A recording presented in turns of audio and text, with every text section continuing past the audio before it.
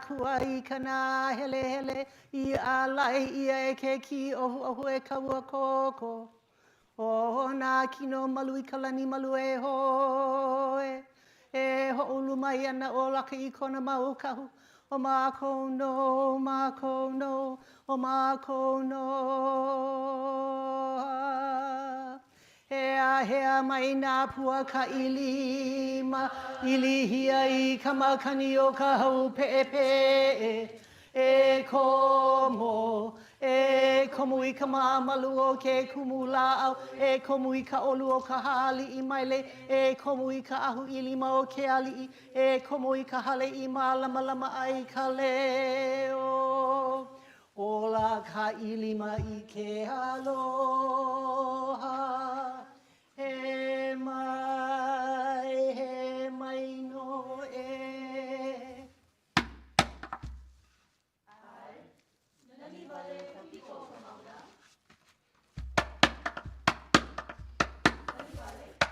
Nani vale ka piko ka mauna, ke po'o ke la o mauna kea, ki pupa ia, e ka ohu I ke ia, I ka io moku ola, e ola o ka lani ku I ka moku, nana I ka apuni ka honua e.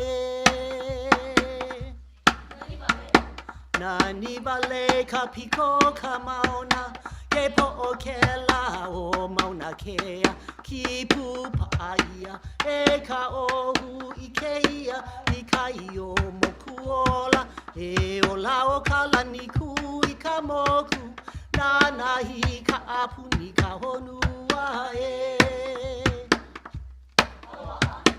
Aloha a Hawai'i o ke ave, me ho'oi po I ka malanai. E noho ana I ka lihi I ke ia o nā vai vela vela. E ola o ka lani ku I ka moku, nana I ka opu I ka honua e. Aloha a Hawai'i o ke ave, me ho'oi po I ka malanai. E noho ana I ka lihi I ke ia o nā vai vela vela. E ola o ka lani ku I ka moku, o lili u o lolo ku I ke kapue.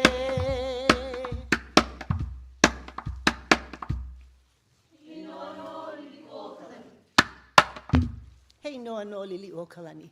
He mele ke ia for Kamehameha e ha, the King Kamehameha the fourth, talks about this ahupua, ua nani o nu'uanu.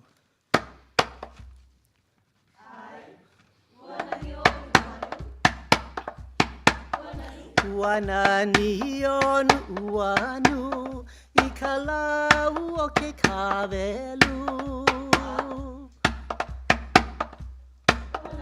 Ua nani o nu'uanu, I ka lau o ke kawelu. Ua hala vai akula, me ka makani nui. Ua hala vai akula, me ka makani nui. E ini ana ka mana'o, e ike a ka huwailana. E ini ana ka mana'o, e ike a ka huwailana. O ko uhoa no ia, o ka ua ki o wau. O ko uhoa no ia, o ka ua ki o wau. Ua pono no ka ua, ho'o kohu ana ia ka mana'o. Ua pono no ka ua, ho'o kohu ana ia ka mana'o. Ha'ina mai ka inoa, o kalani I o lani. Ha'ina mai ka inoa, o kalani I o lani.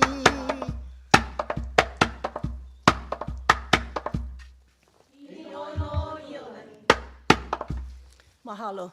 We'll take you to the island of Kauai and use the uli uli and tell you a story about the island of Kauai. Ula no veo, the bright red sun shines down on the ilima blossoms.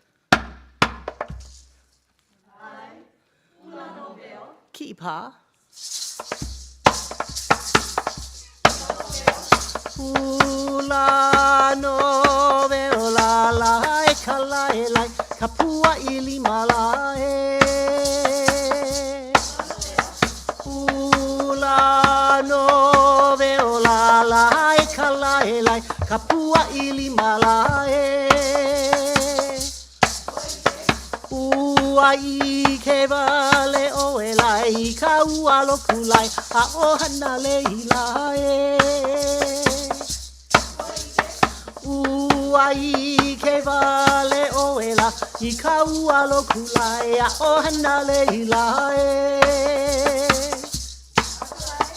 A kala e a ono hili lai ka huwa I lana lai o ka awa puhi lai. A kala e a ono hili lai ka huwa I lana lai o ka awa puhi lai. Lipo lipo vale o e lai a o kana hele lai a o hi e lai. Lipo lipo vale o e lai a o kana hele lai a o hi e lai. Ha'ina mai ka puana lai no ka moha I lai no hei no ala e. Ha'ina mai ka puana lai no ka moha I lai no hei no ala e.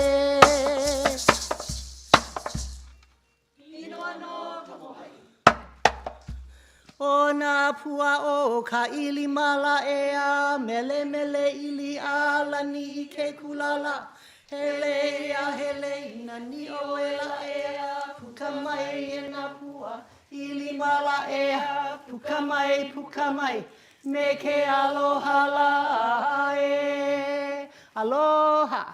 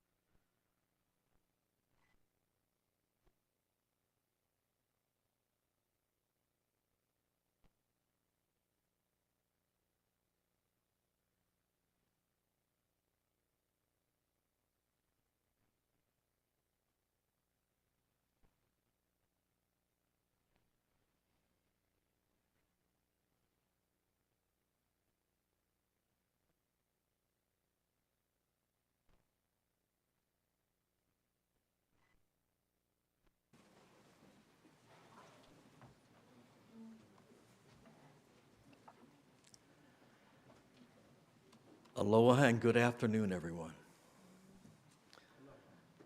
My name is Ed Young, and I will be your MC for today.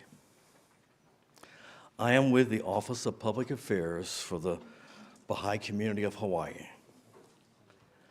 Today's program is being broadcast live on Zoom, Facebook, and YouTube to an international audience.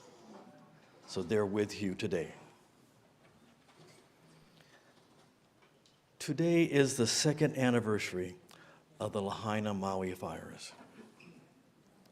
May we please take a moment of silence right now in remembrance of them.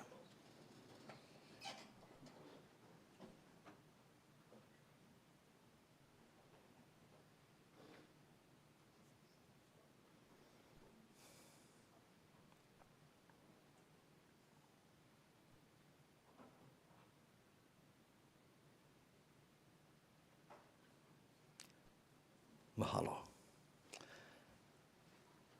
I extend our deepest appreciation to Kumuviki Takamine Holt for opening this session with the sacred Oli and her halau, Pua Alimi Ali'i Alima, for their beautiful hula.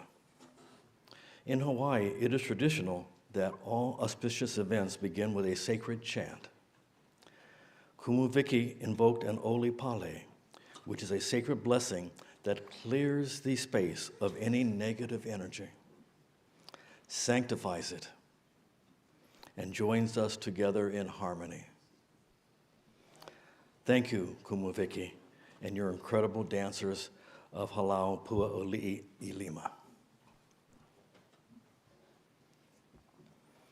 We acknowledge all of the faith communities, civil society organizations, and state and city governments that have come together to support this 80th commemorative anniversary of the bombing of Hiroshima and Nagasaki. We thank Senator Stanley Chang for sponsoring today's program and arranging for our use of the Senate Chamber Auditorium. At this time, we would like to share a special message from Hawaii State Governor Josh Green, who couldn't join us today in person, but has kindly sent us his greetings and his reflections on this 80th anniversary. Please speak Governor Green's message. Aloha. It's an honor to join you virtually for the 80th commemorative anniversary, remembering Hiroshima and Nagasaki. Today, we gather to honor those who perished, support survivors and their families, and reaffirm our shared commitment to a world free from the threat of nuclear weapons. Hawaii, at the center of the Pacific, has always served as a bridge between East and West. Our deep ties with Japan, rooted in shared values of respect, resilience, and aloha, remind us that peace is more than the absence of war. It's built through understanding and compassion among nations. The lessons of Hiroshima and Nagasaki remain painfully clear. Nuclear weapons bring devastation beyond measure, and the rising global tensions we face today only strengthen the urgency for diplomacy, dialogue, and disarmament. Hawaii knows the importance of this work. Our own experiences have shown us how fragile life can be and how vital it is that we move forward together in the pursuit of peace. On behalf of the state of Hawaii, I extend my deepest aloha to everyone gathered here and to the organizers of this important program. May we honor those we remember today by ensuring no community ever endures such a tragedy again. Mahalo and aloha.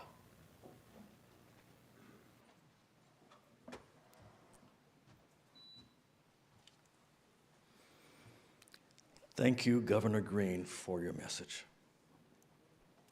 Please note that the bios of all our speakers have been shown to our international audience via a chat box. Our auditorium audience have printed programs with each speaker's bio. None of the speaker's bio will therefore be read aloud during this program. I would like to invite our moderator for today's portion of the program, Audrey Kitagawa. She will read a letter from U.S. Senator Mazie Hirono and introduce the film, The Bomb, Yesterday, Today, and Tomorrow, which is an integral part of today's program. Mahalo.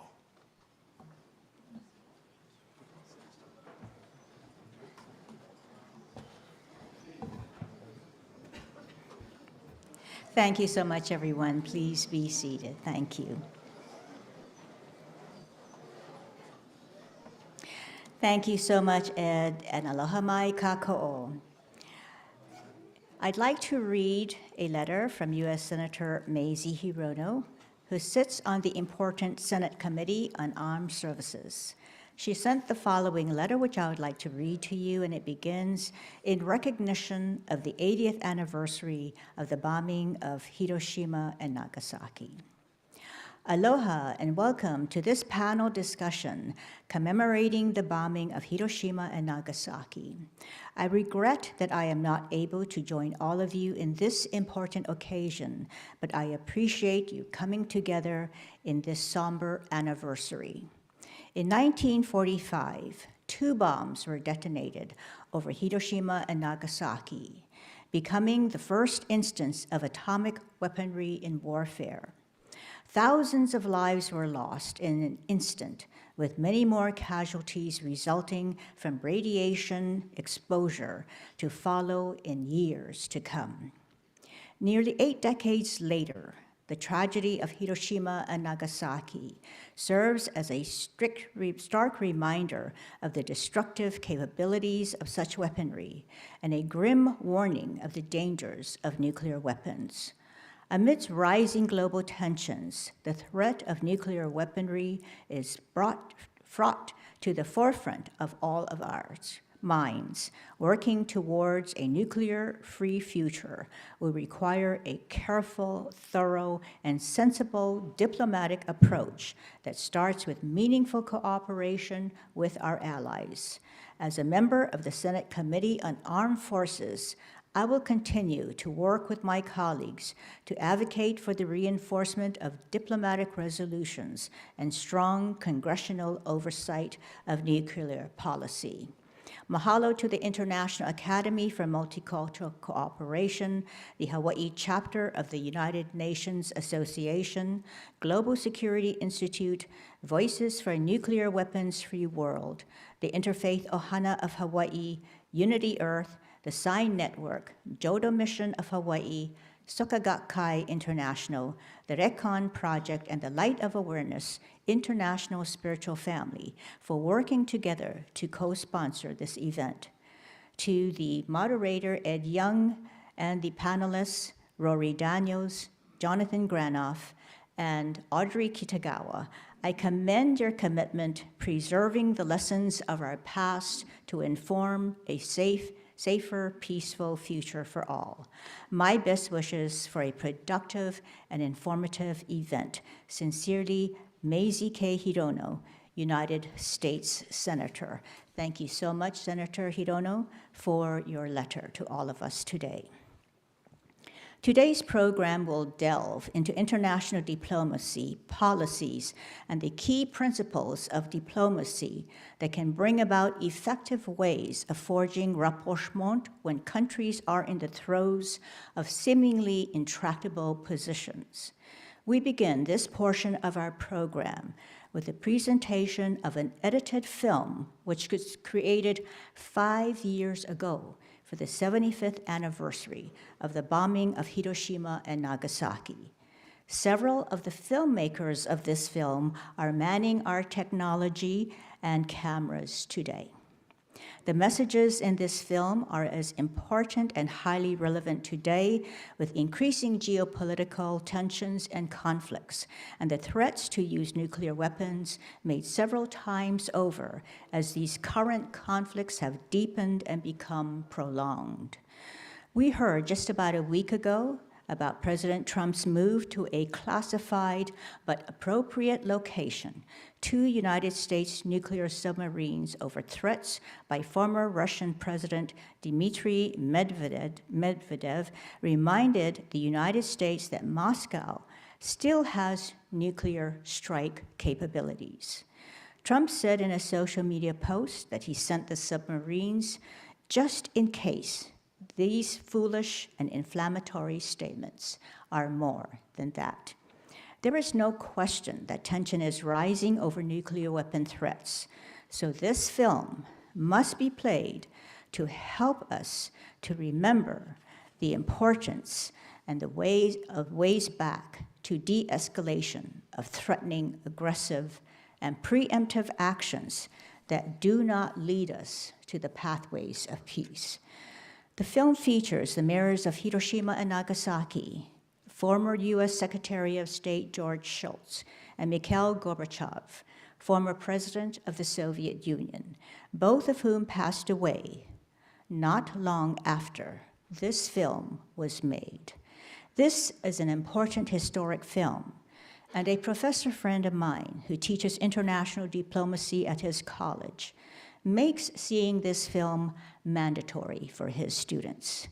You will see that at this time the film was made, Secretary of State George Shultz was 100 years old, but he was as sharp as ever. we can appreciate the dedication of the political leaders to work toward making the world a safer place. In this film, they reflect on the 1986 Reykjavik Summit, a significant meeting that shifted the dynamics of the Cold War and paved the way for further disarmament discussions that led to the reduction of the nuclear arsenal of the Soviet Union and the United States. At that time, these two countries had the largest nuclear stockpiles in the world. This film shows the importance of diplomacy and the qualities of leadership that make significant changes for the betterment of the security of people and the world. Let's play this film. Thank you.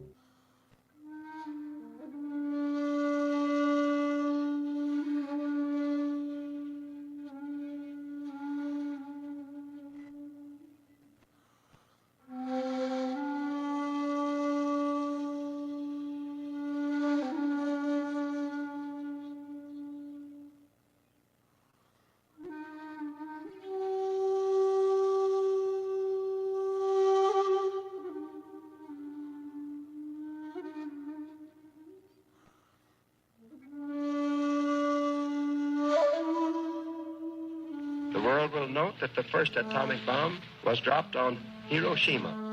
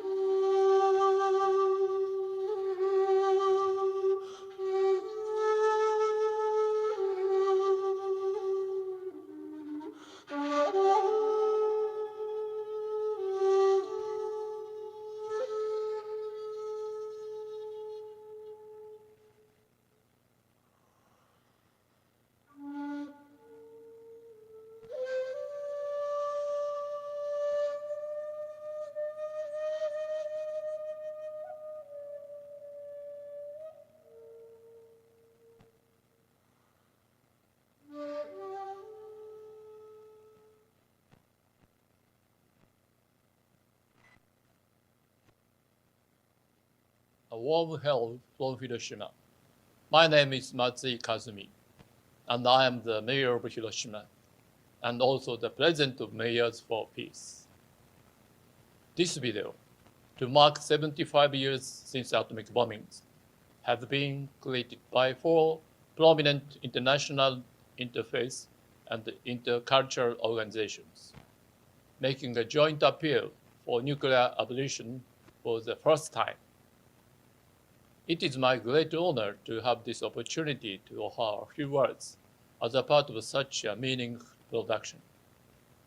On August 6, 1945, the world saw the first atomic bombing in history. And the hibakusha, those who barely survived, have been appealing for peace with a conviction no one else should ever suffer as we have.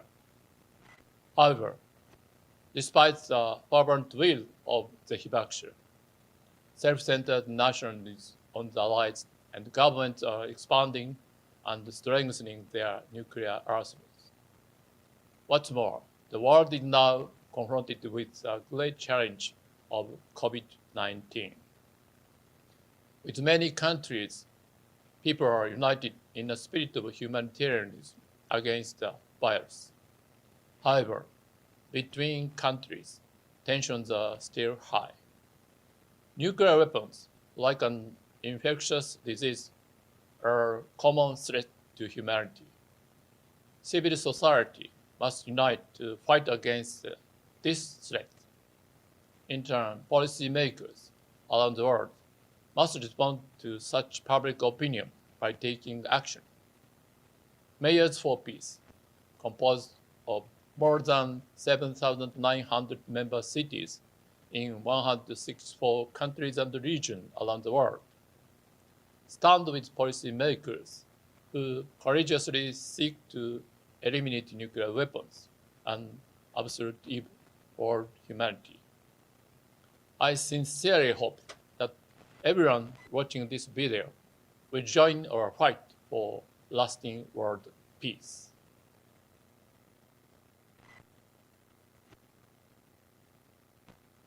皆さんこんにちは。平和市長会議副会長を務めている長崎市長の田上富久です。1945年8月9日に原爆による壊滅的被害を経験した長崎市の市民を代表して平和と連帯のメッセージをお送りします。このビデオは被爆75周年という節目の年に一人一人がそれぞれの立場で核兵器廃絶に向けた行動を起こすことを呼びかけることを目的に制作されたと伺っています。このような意義ある取り組みに参加できることを光栄に思います。私たちは今、新型コロナウイルス感染症の世界的流行によって安全と安心を失う経験をしています。核兵器もまた地球全体から安全と安心を長時間にわたり奪う存在です。しかし、残念ながら身近に感じることができません。このままでは、その脅威の大きさに本当に気づくのは、どこかで再び使われた後になるのではないか、と、被爆者をはじめ被爆地は懸念しています。しかし、それでは手遅れなのです。No to nuclear weapons。核兵器はいらないと一緒に声を上げてください。長崎は被爆者の平和への思いを次の世代に引き継ぎ、市民社会に平和な文化を育むための取り組みと、平和市長会議のネットワークなどを通じて、世界に仲間を増やしていく活動を続けていきます。このビデオをご覧の皆さんが、私たちの仲間となり、一緒に行動してくれることを心からお待ちしています。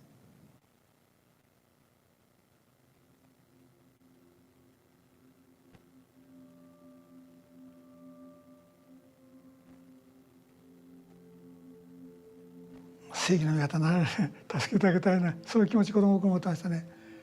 ですからそういう気持ちが強かったから自分の母親になるだろうとね、言葉の表現できないでね、記憶に残ってるのは偉い人になってください。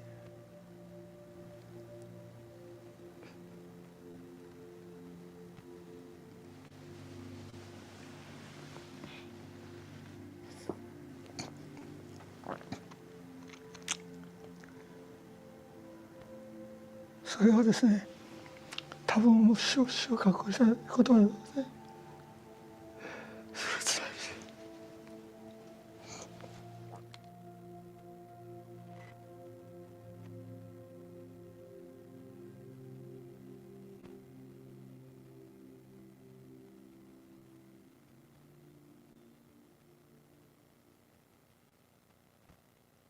3.5 decades ago, the world was moving very rapidly toward a Cold War, turning into a fire of destruction.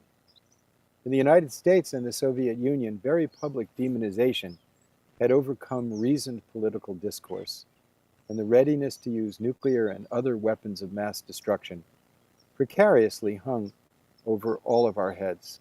From the over 65,000 nuclear warheads then to the less than 14,000 today, progress has certainly been made.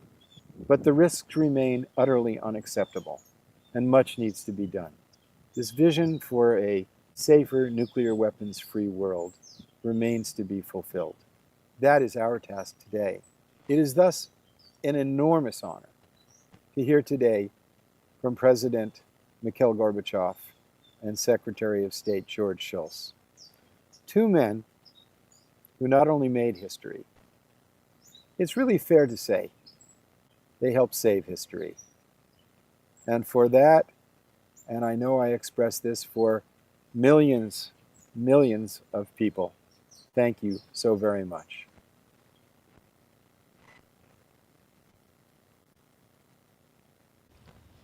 Mikhail, you were dynamite when you were in office. You had imagination, you had strength, you had vision, and you changed things. And with your option under President Reagan, you changed the world.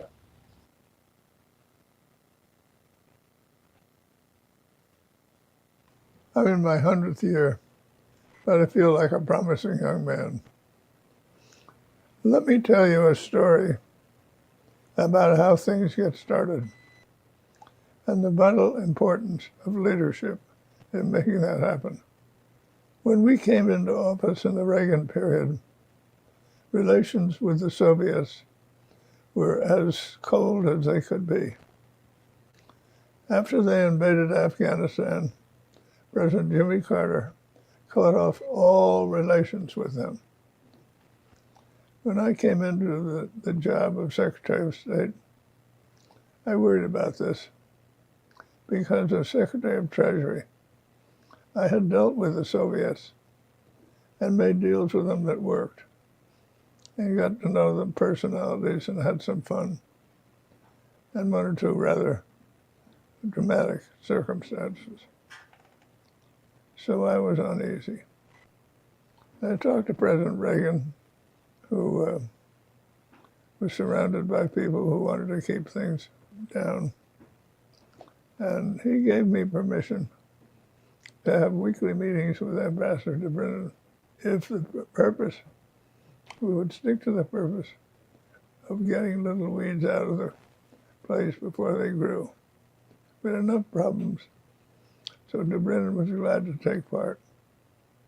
So one day, I'm returning from a trip to China, and I landed at Air Force Base. It was snowing. I was lucky to land. And our phone rings. It's Nancy. She says, why don't you and your wife come over and have supper with us at the White House? So then they started asking me about Soviet leaders, because they knew I dealt with them in the past. And so I brought Dobrynin over, and we talked about seeing it drove up, and Rena was reassuring. Then we talked about Soviet Jewry. It wasn't just generalizations. He had names, places, incidents. Then we talked about the Pentecostals who had rushed in their embassy during the Carter administration. They were still there because if you expel them, they get killed. And what can it do? Reagan kept saying, it's like a big neon sign in Moscow saying, we don't treat people right. We don't let them worship the way they want. We don't let them immigrate. You ought to do something about it. I won't say a word. I just want something to happen. So we're riding back, and I said to Dobrynin, let's take on the Pentecostal project, see if we can do something about it. So we did. And after a while, I finally got a piece of paper back from the Soviets that I thought was promising, although I could see it had its problems. And I took it over to the president. I said, Mr. President, please don't call your lawyer. He'll point out the holes in this memo. But I have to believe that after all that's preceded this, and this is a pretty good memo, if we get them out of the embassy, they'll be allowed to go home and eventually immigrate. So we decided to do it. And we got them out, and sure enough, they were allowed to go home. And after a period, not only were they allowed to emigrate, but all their families were allowed. It was huge, 50 or 60 people. It was gigantic. Nothing like that had ever happened before. Of course, the press was after us. How did that happen? And Reagan would say nothing. And I always felt that two little things were done as a result of that. On the one hand, Reagan could say, I trust the Soviets to deliver what they say they'll deliver. And they more than did that. And they have to say, he said he wouldn't say anything, and he didn't. And then we all knew the temptation of an American politician to take credit for anything. So there's just a little element of trust there. Trust is the coin of the realm. So that built, and I think it was part of the evolution of the relationship between two personal giants, Ronald Reagan and Mikhail Gorbachev. And they could interact comfortably with each other because they trusted each other. They knew that the other one would do whatever they said they would do. So that was a big thing. Но особенно я хотел сказать, вложив все эмоциональное, что в моей душе существует, что хуже всего в том, что в последние годы произошел коллапс доверия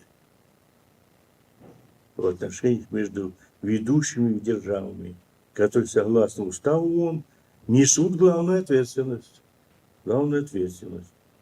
за поддержание международного права, за безопасность, который по-прежнему обладает огромными запасами ядерного оружия и обязаны его сокращать, вплоть до его ликвидации. Это обязательство договора о нераспространении никто не отменял.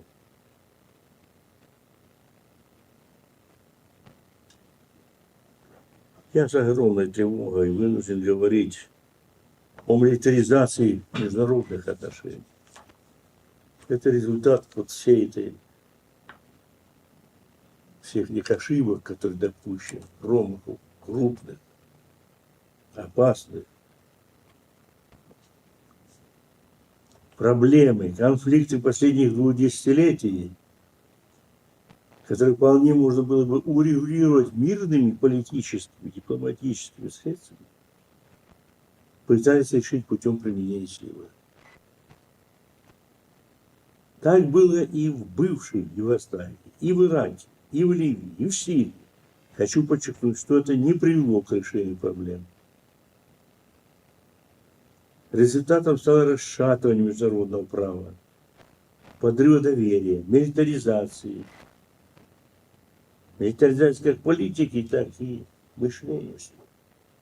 И в этих условиях говорить о движении к безъядерному миру становится все труднее. Это надо честно признать. Пока мировая политика не вернется в нормальную колею, пока не произойдет демилитаризация международных отношений, цель, совместно обозначенная в Рейкьявике, будет не приближаться, а отдаляться.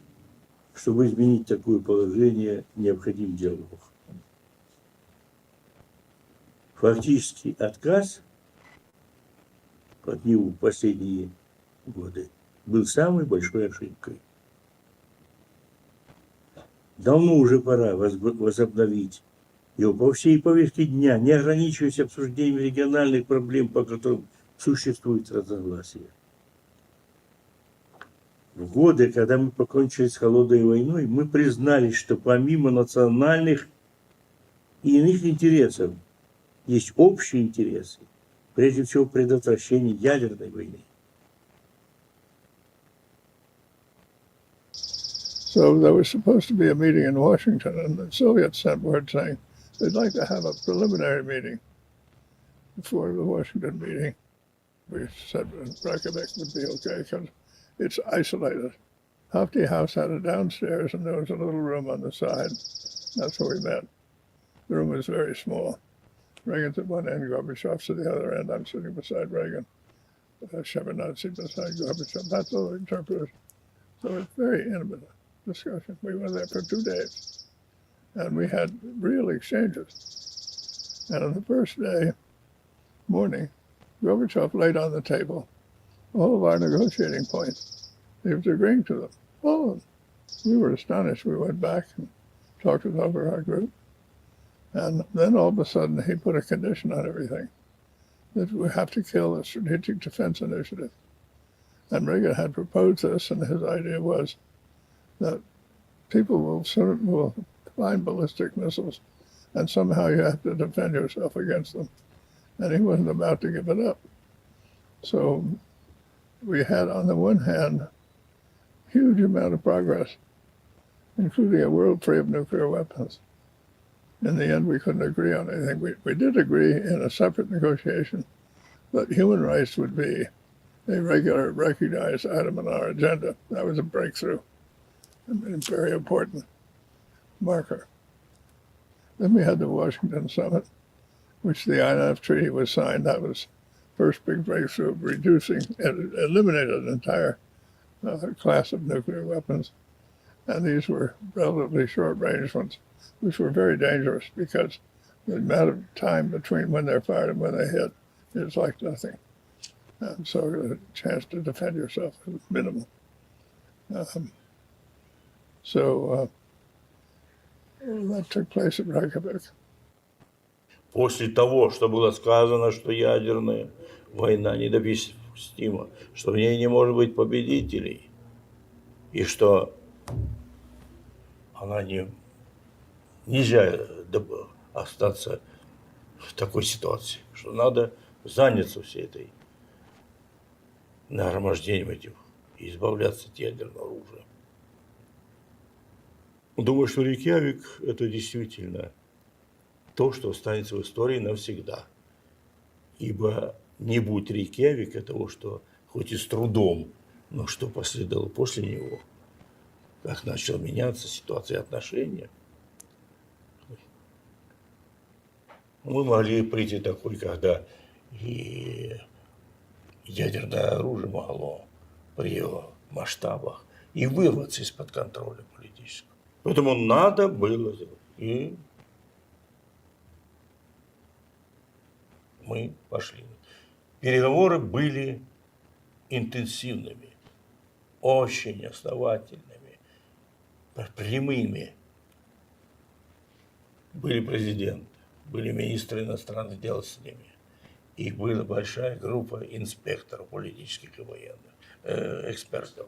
Удивительно, что все как бы чувствовали, что здесь что-то произойти должно серьезное, что изменить всю ситуацию в мире, все. Обычно неугомонные представители прессы ждали. Точно так же, как и все мы, видели, что получается. Мы начали выходить и на договоренности, означающие какие-то детали. То есть все можно, решается. И вот когда вдруг появилась тема о стратегической оборонной инициативе, я и сейчас даже не могу сказать, что я полностью убежден, что вот это как бы продуманная, выношенная идея. Получается, что вроде бы американцы не очень-то хотели, боялись. Ведь не зря же, не случайно Тэтчер сказала, еще один Рейкьявик мы не выдержим. Не очень они хотели, хотя по разговорах Рейган иногда даже первым говорил, мы должны идти к безъядерному миру. Поэтому это было самое большое потрясение. И вот драматическое продолжение этой ситуации выглядело так, что мы, договорившись практически обо всем, мы могли получить уже в Рейкьявике готовый документ. И все оборвалось. Это было, конечно, вообще. Нас заставило это очень серьезно думать о наших партнерах. С какими мыслями, с какими планами, какие у них расчеты. И особенно для меня было важно то, что Шульц, улетая с Рейкьявика, в беседе с журналистами, сказал, что, к сожалению, не состоялось. Высказал разочарование в связи с тем, что прорыв не состоялся. Я за этот тезис надо было развенчать. Потому что мы так много сделали, действительно заглянули за горизонт, что там уже в безъядерном мире. Отдать такое на съедение, на уничтожение реакционным силам, прямо скажем. Это было бы недопустимо и непростительно. Я сказал, все рассказал как есть.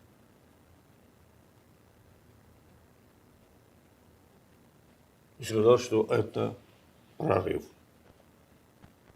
На утро Шульцу доложили, что я сказал, и он собрал тут же пресс-конференцию и присоединился к Соединенных Штатах.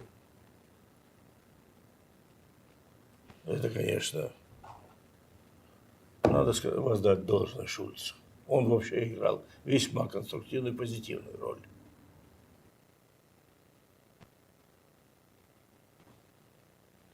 As the Reykjavik meeting was winding down, Mikhail Gorbachev took me aside and said, "George, you've seen the Promised Land and didn't get there." I said, "Mikhail, so have you, and you didn't get there. And the reason is you had a roadblock on our learning how to prevent ourselves by being hit from a ballistic missile. So if we prohibit them, let's get rid of all this stuff." And we parted. Since then, things have gone downhill.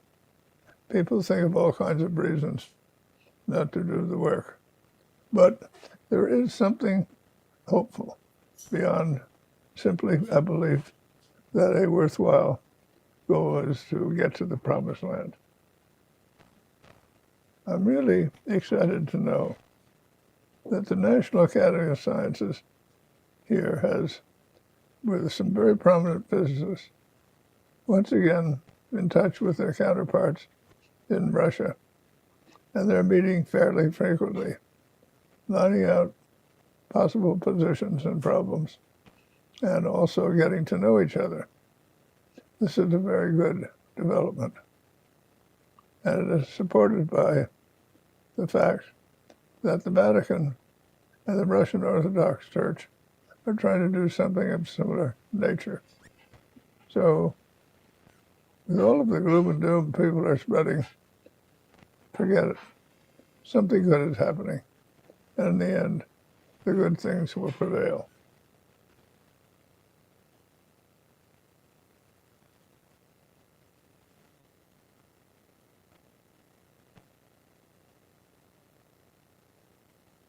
Dear friends, my nuclear journey began 75 years ago. In the summer of 1945, I was a U.S. Marine captain on a troop ship in the Pacific bound for San Diego. Early in the voyage, we heard that something called an atomic bomb had been dropped on the Japanese city of Hiroshima. By the time we reached port in San Diego, a second bomb had been used at Nagasaki. We wouldn't be headed to the Japanese mainland after all. Ronald Reagan believed that nuclear weapons were immoral. My friend Bishop Swing has rightly observed that while the U.S. President may put his hand on the Bible at his inauguration, it is when he puts his hand on the nuclear trigger that he assumes a godlike power. But we are men, not gods. Together with President Gorbachev, we had seen the Promised Land, but we had not been able to get there during our negotiations. Today, I am alarmed. We live in an unsafe world that grows more dangerous with the proliferation of nuclear weapons. We need to make sure that the global population understands the gravity of the nuclear threat, and we do everything we can to reduce the risks of that threat. But I am also optimistic.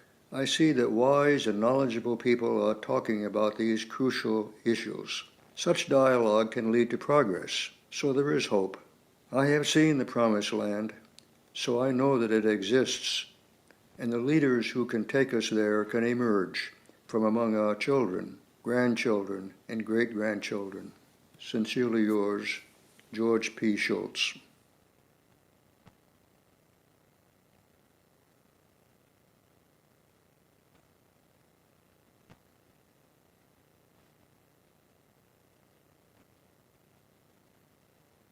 Дорогие друзья, я был очень рад узнать от моего друга Джорджа Шульца, что в связи с 75-й годовщиной атомной бомбардировки Хиросимы ваша организация планирует выступить с совместным заявлением о необходимости ликвидации ядерного оружия. It is a passionate appeal to join the fight for a nuclear weapon-free future for all mankind. Fighting for the abolition of nuclear weapons is the civic duty of each and every one of us. Together with you, I am appealing to the citizens of all countries. Put pressure on your leaders, politicians, and elected officials. Keep telling them again and again that the very existence of nuclear weapons poses a deadly threat to humanity.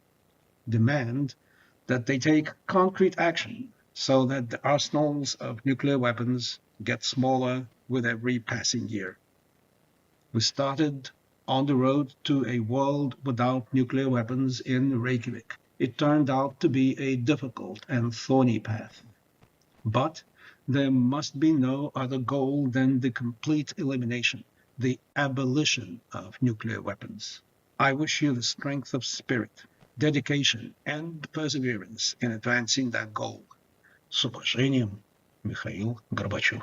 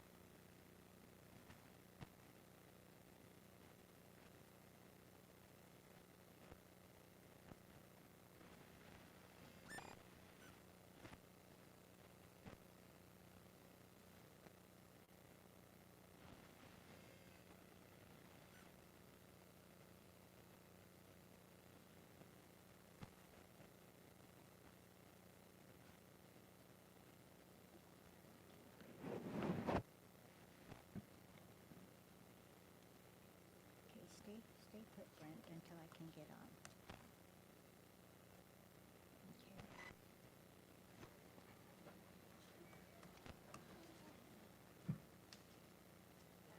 My mouse is not working.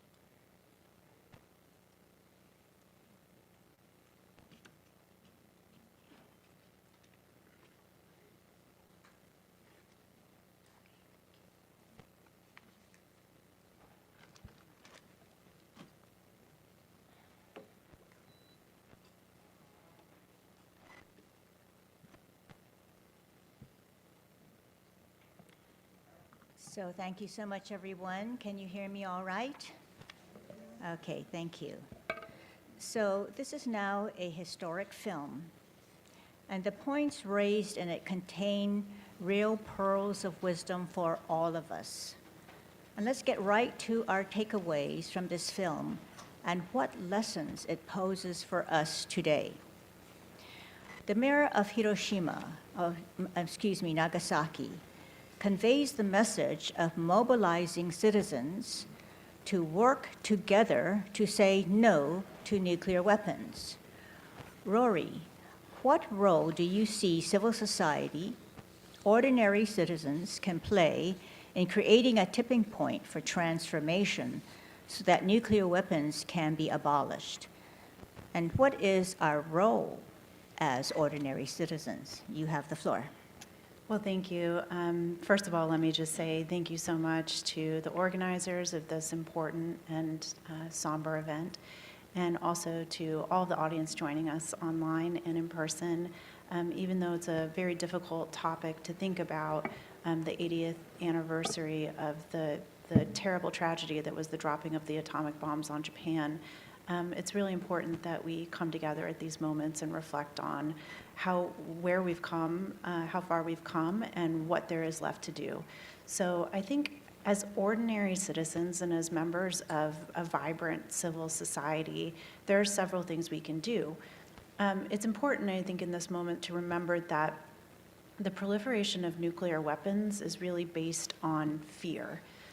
It's based on fear of attack of another country. It's based on fear of others that seem to have agendas that we don't understand or seem to be our enemies. And so there are a couple of different ways that I think civil society and ordinary people can address that level of fear. The first is that in terms of state-to-state relations, international relations, we have to be able to hold our leaders to account. We have to ask them very difficult and direct questions. So for example, the United States has approximately 5,000 nuclear weapons. Russia has about the same. The Chinese are building. Right now they have about 600 nuclear weapons. They're planning to double or triple that number over the next 10 years. It's really incumbent, especially in a country like the United States, where we have direct access to our politicians, to ask them, how many nuclear weapons are enough? How many nuclear weapons do we need in order to protect and defend ourselves? 5,000 nuclear weapons would blow the world up magnitudes many times over. And so when leaders develop strategies involving thousands of nuclear weapons, we have to really reality test those strategies and say, how many weapons are enough? If the answer is, less than 100, which is probably accurate, that even if we were hit by a nuclear weapon, we would be able to defend ourselves through not thousands of nuclear weapons, because again, we would be blowing the earth to smithereens, then what is the problem with negotiating arms control agreements? So you can start working on fear by reality testing things, including through regular and direct conversations with our politicians. I think the second thing that we can all do is to remember that we have a great power to connect to societies that are not like ours. We can build bridges of cultural understanding through civil society networks in other countries. I've seen personally, I've been involved in negotiations with the North Koreans, for example, a society that is so unlike ours in almost every aspect. And yet, the people there want the same things that people in this room and people across our country want. They want a better life for themselves and their children. They want security and freedom from threat. And they want international status and to be seen as a country and a culture worthy of appreciating and respecting. We may not agree with the way that they have chosen to get there. We may not agree with their government policy, but certainly we can help and start building processes of understanding so we don't see them as enemies that could be potentially subject to the type of nuclear threat that we saw in Japan. And then we can work amongst ourselves. Fear is not simply about country to country or people to people. It's also about what we do in our own societies. And so to the extent that we need to elect leaders that are courageous, that have leadership and vision, like the ones in the video that we just watched, that can imagine a world free of nuclear weapons and actively work to bring that world into the promised land to light, we need to be able to elect those politicians by building trust within our own societies that it's okay to be courageous and stand up to these type of fears. So I encourage everyone in this room, watching online, people all over this country in particular, at this moment where we seem so divided, to actively reach out to people who don't have the same political beliefs as you, to actively reach out to people who seem captured by the type of fear that we're seeing. And it's very easy to be captured by fear right now. We're in an information overload.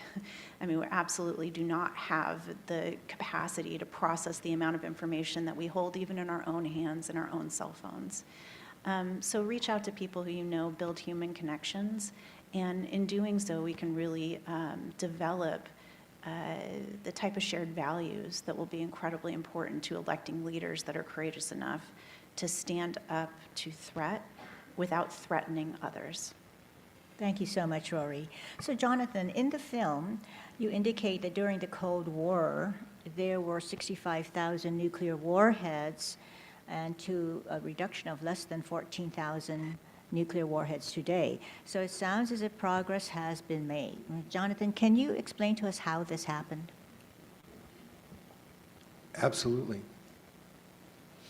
It happened because of what Mikhail Gorbachev said, trust is the currency of the realm, and trust has to be built. That process actually really begins with another Republican president, not President Reagan, but actually with Richard Nixon. Richard Nixon called for the abolition of biological weapons and retired the United States arsenal of biological weapons unilaterally, challenging the rest of the world to join and bringing about the Biological Weapons Convention, banning that weapon of mass destruction.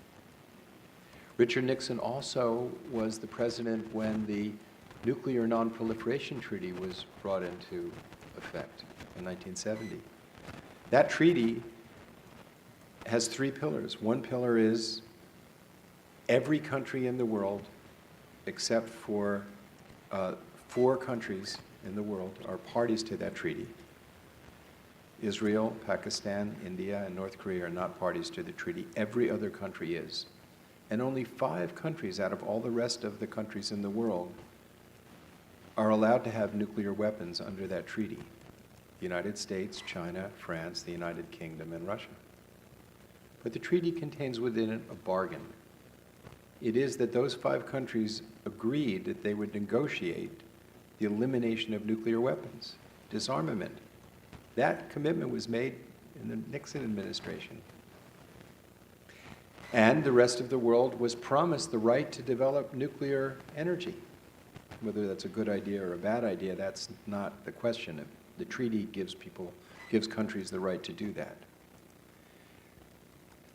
Also, during the Nixon administration, the Anti-Ballistic Missile Treaty came into being.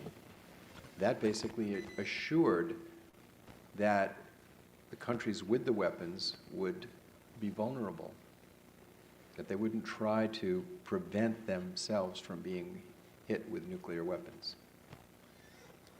Thus, it was called mutually assured destruction. So that process set in motion many, many civil society endeavors that were supported in a bipartisan process in the United States. I was very involved with a lawyers group, Lawyers Alliance for World Security, and we hosted lawyers from the then Soviet Union. We brought them to bankruptcy court, astonished them that the state would protect a debtor from the rapaciousness of our banks. We took them to see jury trials where they saw citizens engaged in the administration of justice. But what struck them the most was we took them to see judges that were holding the state to the rule of law. There was one judge, Norma Shapiro in Philadelphia, who was holding the city of Philadelphia in contempt of court for overcrowding in prisons. These lawyers from the Soviet Union said, "How can you do this? How do you hold the state to the rule of law?" She said, "Well, I'm the judge. It's cruel and unusual to overcrowd prisons, and I'm going to stop it." Those lawyers became the advocates of glasnost and perestroika. They were they were instrumental in helping change take place. There was another group, the Pugwash had conferences, was a group of scientists. They won the Nobel Prize for bringing groups of scientists together.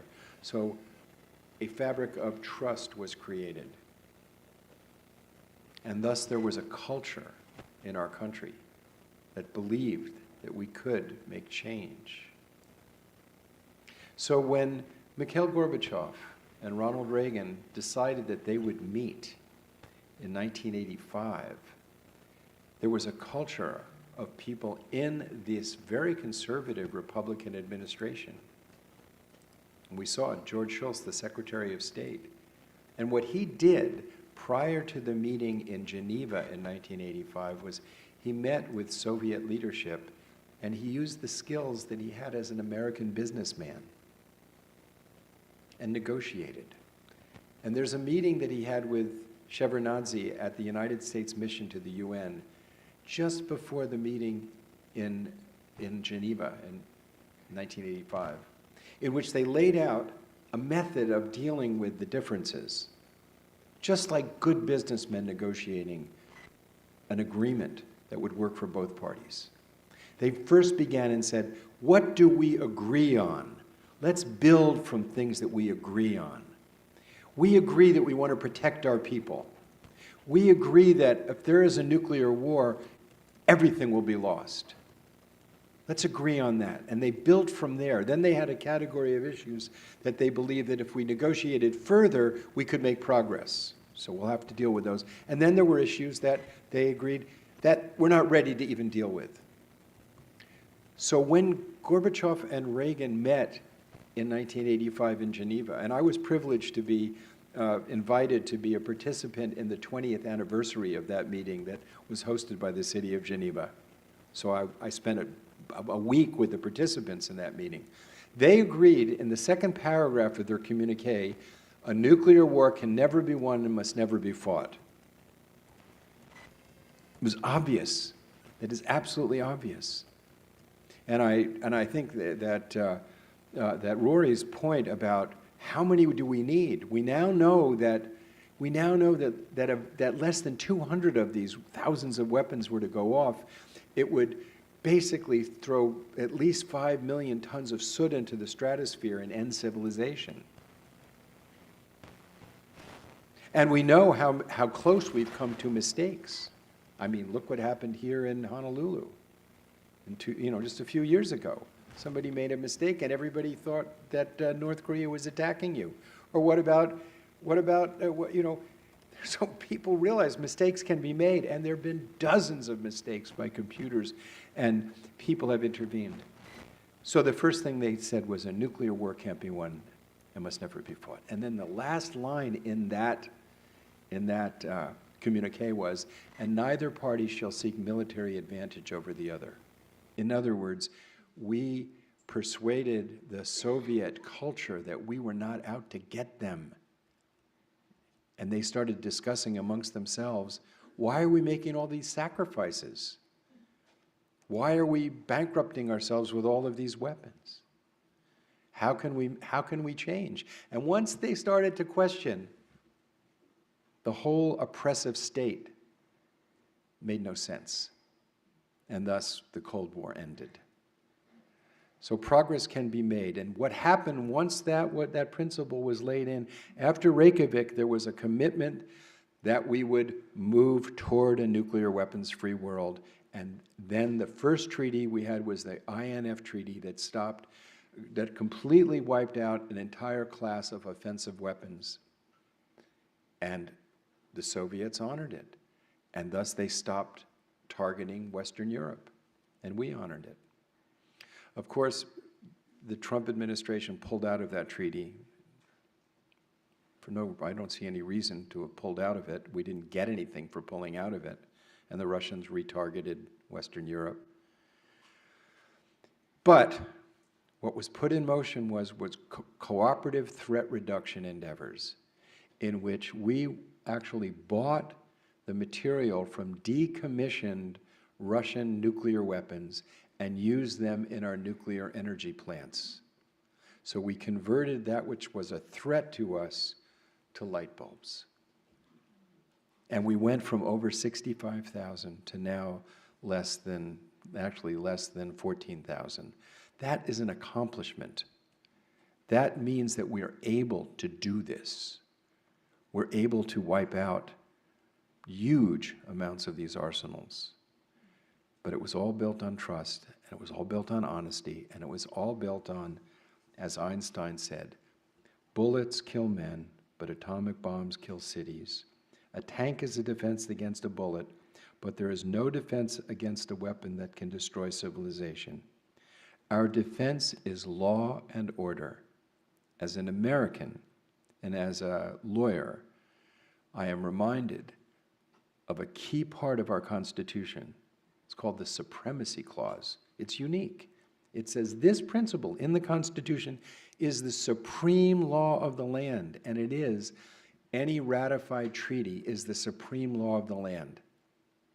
So when we violate treaties, we're not only violating international law, but we're violating the core of our country, which is the Constitution itself, the principle that when we make an agreement, we stick to it.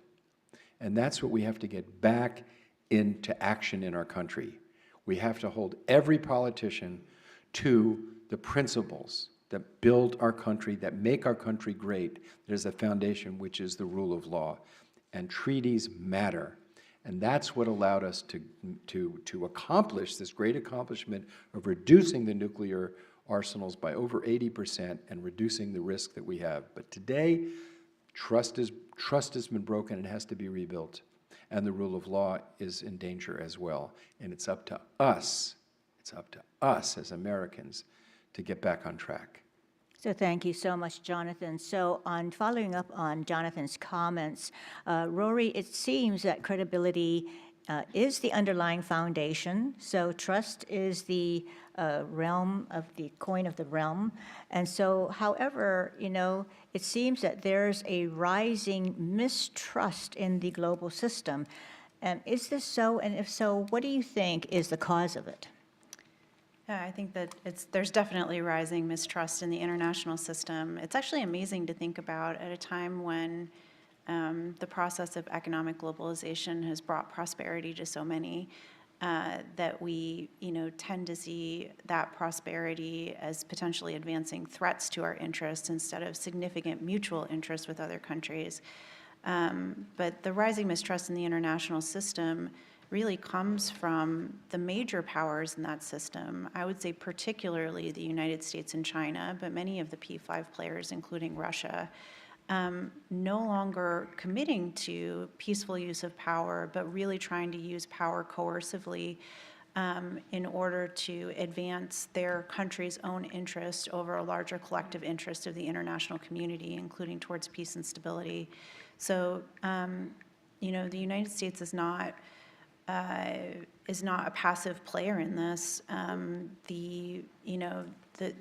The way that we have projected our military power overseas, particularly I think in the Middle East, but also increasingly in the Asia Pacific, has really caused other countries to fear us and to build defensive counter moves of their own.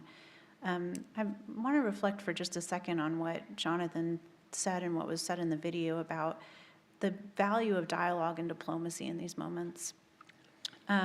The sorting of issues into, baskets or buckets that, ones that are, very difficult to address and should be put off till later, ones that we can discuss but we may not come to agreement on, and ones where we really have shared mutual interests.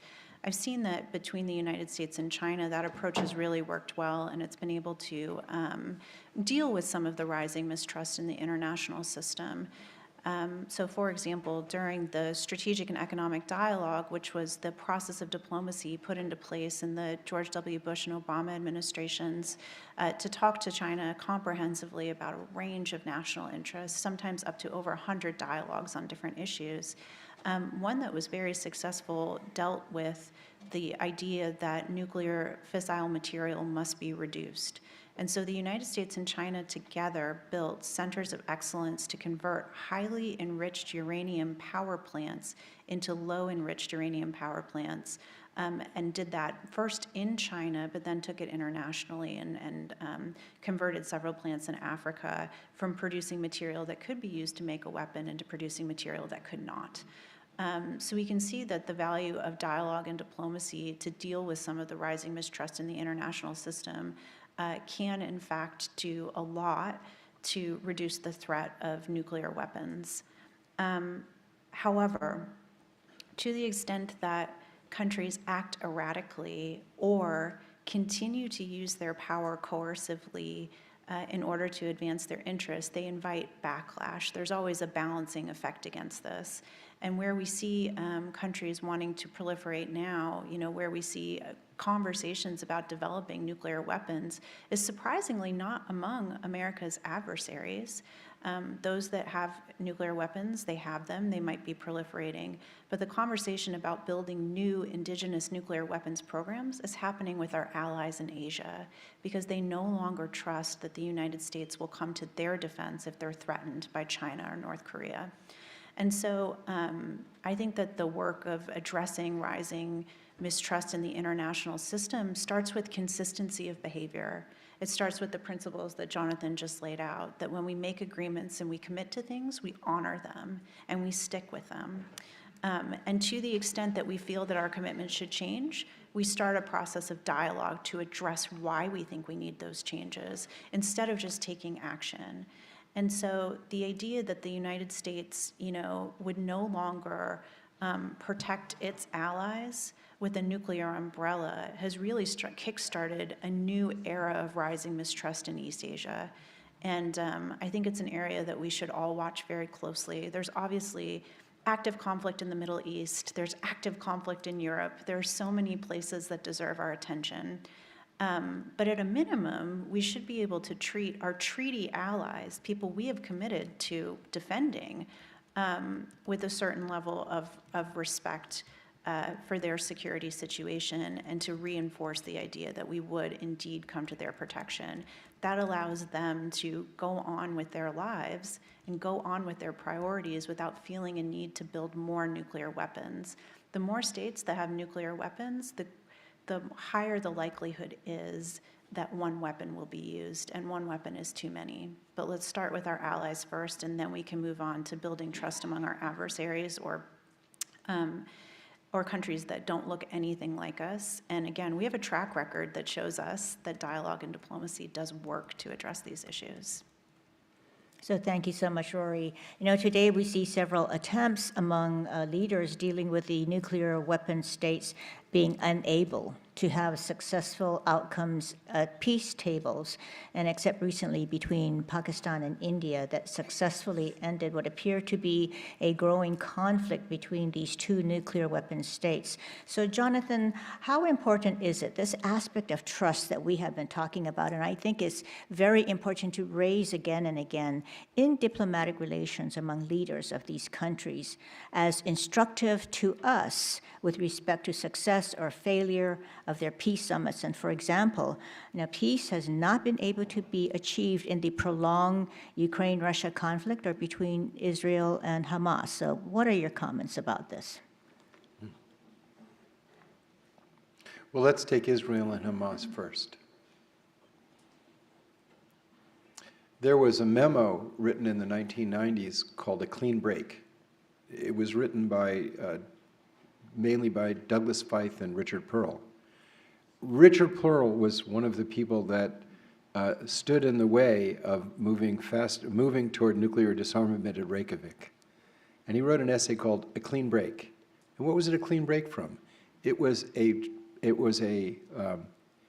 roadmap to break away from the Oslo Accords that had been achieved to ensure a two-state solution with the security of Israel and a legitimate state for the Palestinian people. So the policy of depriving the Palestinian people from security and dignity and a state of their own, which was part of the promise in the creation of Israel, and the Oslo Accords, which Israel fully supported, and most of the people in Israel supported that until the catastrophe we're living with today. There is no other choice. There's no other choice but moving toward the dignity of all people and the rule of law. The choices we have today in every one of our local conflicts are of a global nature, and they all rest on living up to bargains that have been made. The Oslo Accords were negotiated, and then there was a strategy to break them. And that's what we're seeing today. Same thing with the Ukraine. The Ukrainian nation had nuclear weapons, and they gave them up. They gave them up based on a promise by the United States, the United Kingdom, and Russia to recognize their borders and their sovereignty. Russia violated that blatantly. But why did they do that? Russia, you have to listen to what they said. They said, we did that because we don't trust the United States anymore. We think you're going to put offensive weapons right on our border. That's what they believed. They believed that because of our invasion of Iraq. They believed that because of our expansion of NATO into other countries close to them. And they believed it because they stopped trusting us. And they acted out of fear. And they violated the most basic principle of the international order, to respect the borders and sovereignty of other nations. But worse than that, they put into play the idea that if we come to the defense of Ukraine fully, if we come to the defense of Ukraine, that they will then use nuclear weapons. So they've upped the ante of nuclear weapons and put the whole world at risk over this local problem.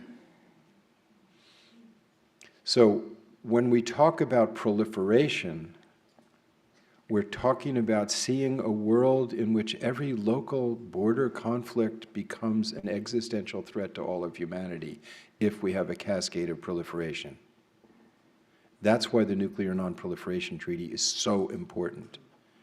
And when we put at risk our promises to our own allies, Denmark, Canada, NATO allies, Canada, for goodness sake, Canada, where we share NORAD with them, you know, really? Or Denmark, where we have our security monitoring processes in Greenland, which is Denmark.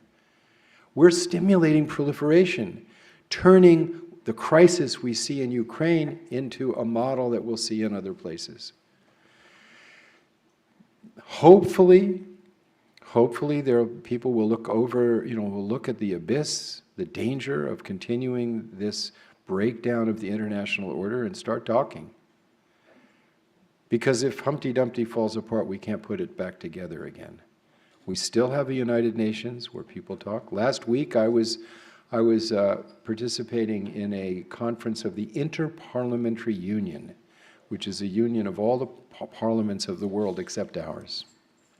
And there were the speakers of all the parliaments, the people who put out the agenda of their parliaments, of all the countries in the world, including the Israelis and the Palestinians were there, including the Russians, including all of our NATO allies. Most of the delegations had about 5 or 6 people. The Chinese brought over 104 participants. So in the vacuum of American leadership, other countries will fill that vacuum. I don't really care about that. What I care about is the values that we stand for. Human rights, fundamental freedoms, freedom of conscience, freedom of assembly, freedom to worship as you want to, protection of private property, the rule of law. The state can't just come in and take your house.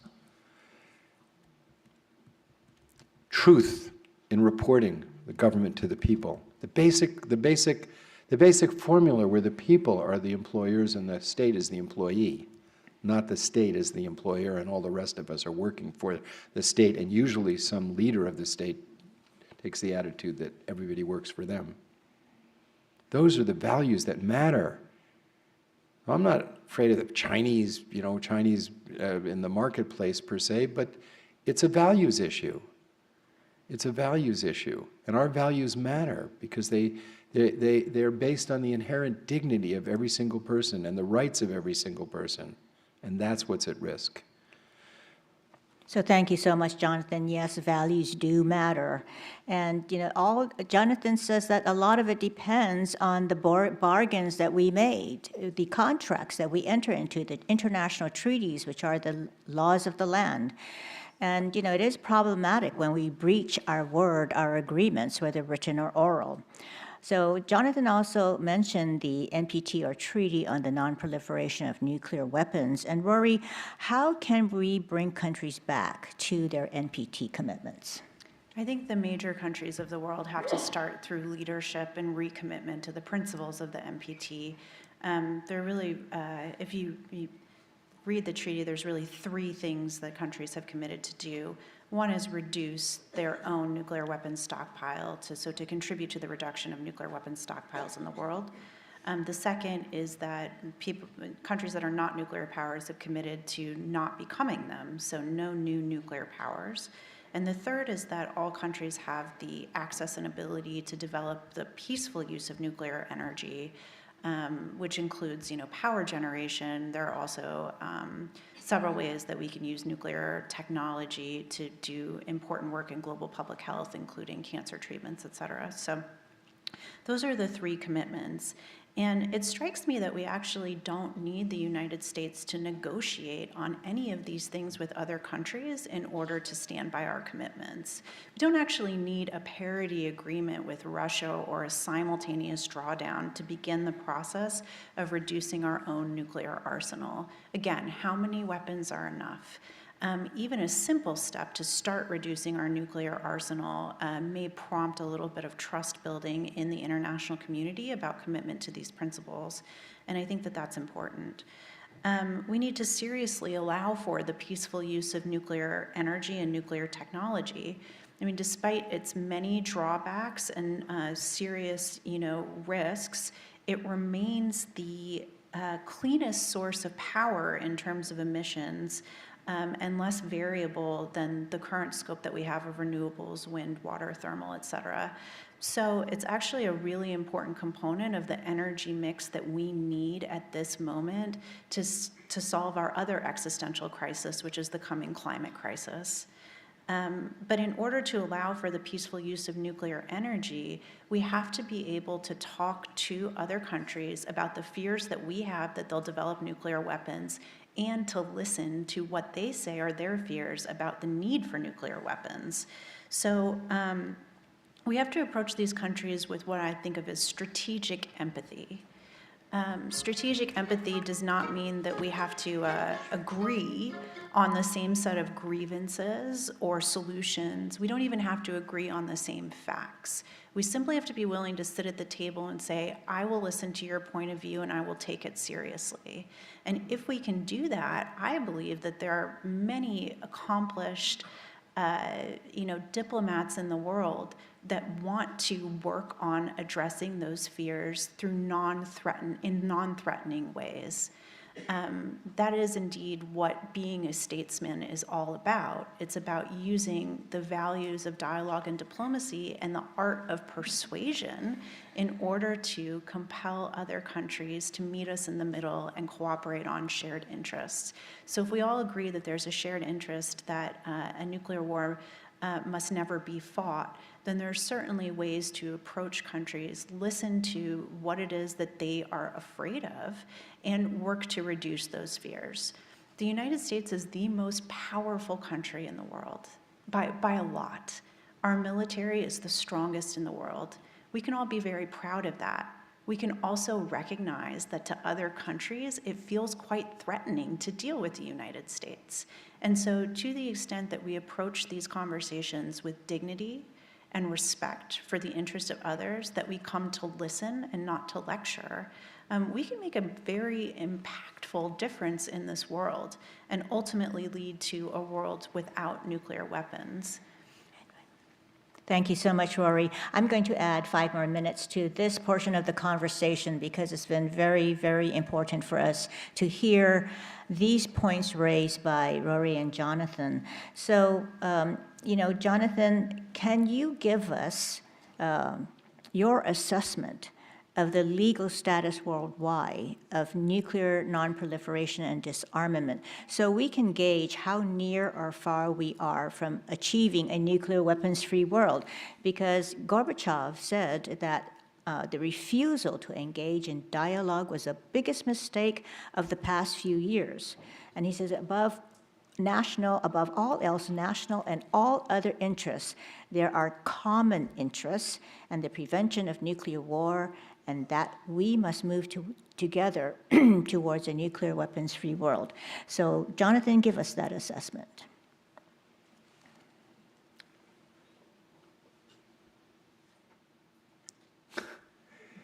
Very quickly, Jonathan, you only have 5 minutes to give the whole. I'm trying to think about how I can make it as pithy and clear as possible.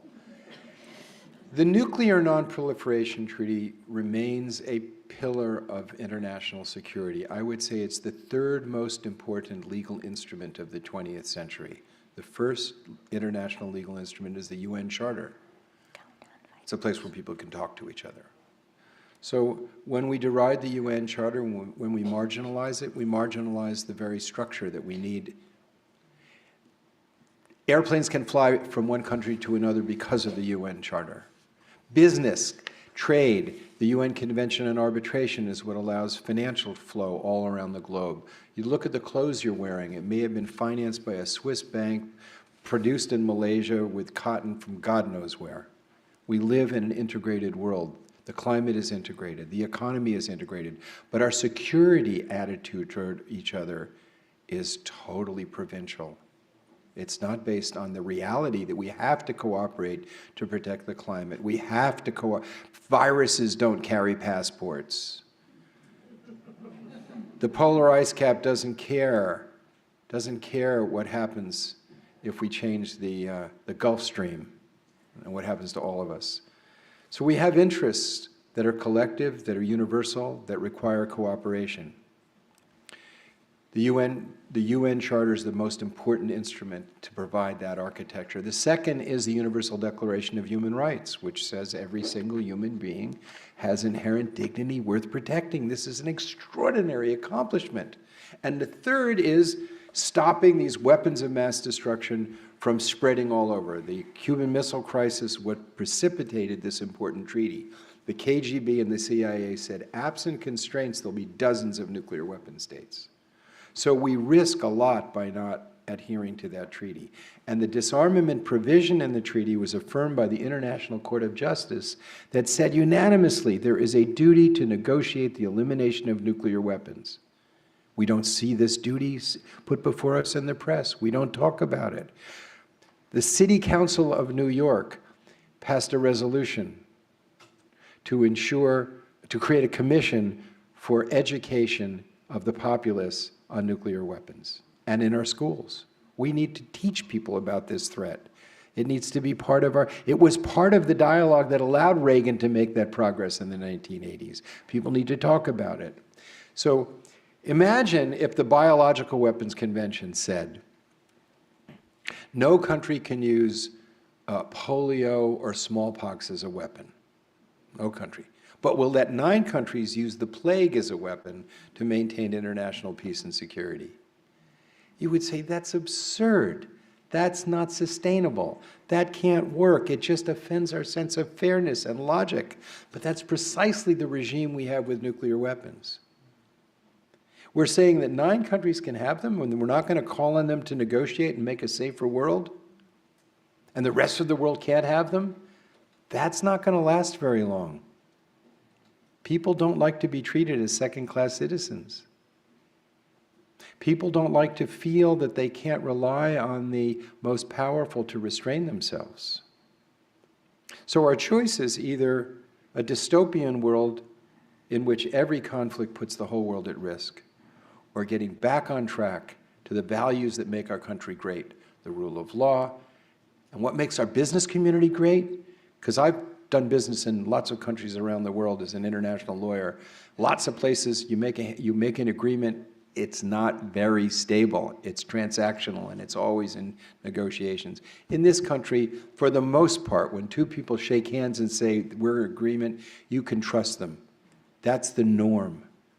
And that's the kind of leadership we need. Leadership that just basically, it's not partisan, it's just integrity. And that's for all of us to live up to and to force our political leaders to do the same. Thank you so much. I really appreciate hearing values articulated and principles for living, not only in our personal relationships, but see how important it is as it plays out on the international diplomatic scene. So always we have responsibility to work on our own moral, ethical compass. So thank you so much, Rorry and Jonathan. Now we're going to open up the floor to questions and answers from the audience. Please, you'll notice a microphone on either side of the aisles for our audience here.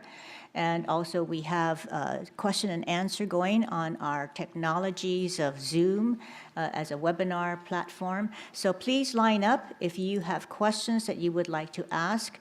Please take the microphone on either side. Please state your name and your affiliation, and please feel free to ask your questions.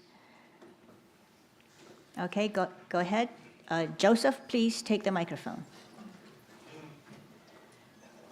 This is Joseph Madamba. I should say Dr. Joseph Madamba. He is, go ahead, Joseph, the microphone, please. He is MD, internist, alternative integrative medical doctor. So go ahead, Joseph, ask your question, please, and direct your question to either Rorry or Jonathan or both of them as may be appropriate. Yes, thank you. This question is for Ms. Daniels. China's military and nuclear buildup has been concerning. Has China issued any explicit nuclear threats over the situation in Taiwan?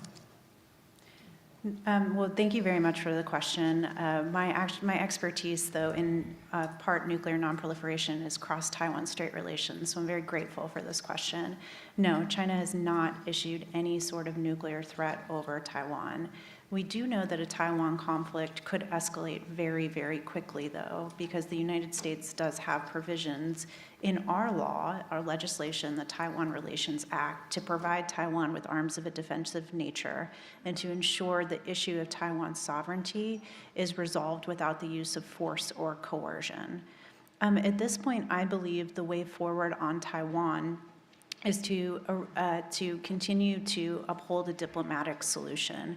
Actually, I think U.S. policy on Taiwan is very consistent and clear and could be applied to a lot of border disputes, maritime territorial disputes, as well as sovereignty issues around the world, which is to say, we take no position on the eventual status of Taiwan's sovereignty. We simply want the issue to be resolved without the use of force or coercion.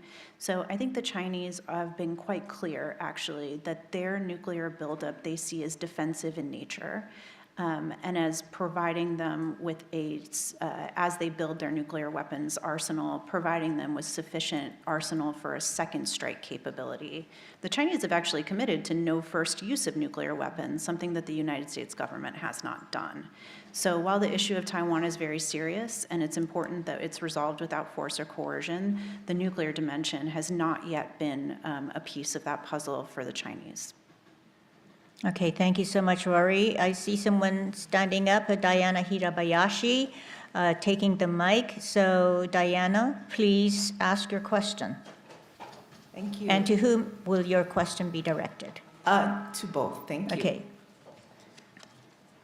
A few years ago, those of us who live here in Hawaii received a false missile alert, as Jonathan mentioned, through the state's alert system. False or not, it was very concerning and alarming. Realistically, what can or should we do in the event of an imminent attack? So Jonathan, I'll have you answer that, please. The International Physicians for the Prevention of Nuclear War won the Nobel Peace Prize. It's an organization of doctors with expertise in the subject, as well as the Pugwash conferences, which is scientists. And one of the hats that I wear is I'm the senior advisor to and the representative to the United Nations of the Summit of the Nobel Peace Prize winners. And to a one, they all agree, you can't do anything. And so a few years ago, when there was the ballistic missile threat here in Hawaii, the alerts, the U.S. Pacific Command, this is what was put on the televisions here, right? Social media said, ballistic missile threat inbound to Hawaii, seek immediate shelter. This is not a drill, right? And then the U.S. Pacific Command was all over the television, said, the U.S. Pacific Command has detected a missile threat to Hawaii. A missile may impact on land or sea within minutes. Within minutes, this is not a drill. If you're indoors, stay indoors. If you're outdoors, seek immediate shelter in a building. Remain indoors, well away from windows. If you are driving, pull safely to the side of the road and seek shelter in a building or lay on the floor. We will announce when the threat has ended. This is not a drill. Take immediate action measures. Well, let me explain that then less than 1,000th of a second, the heat of a nuclear bomb will be 3 times the heat on the face of the sun. Within 100 miles, there'll be winds of 600 miles per hour. A fireball will be created that will basically evaporate everything in that range. Closer to the epicenter, the bomb in Hiroshima was about, the highest estimate is 15 kilotons, 15,000 tons of TNT. We have bombs in the megaton range, 1 million tons of TNT.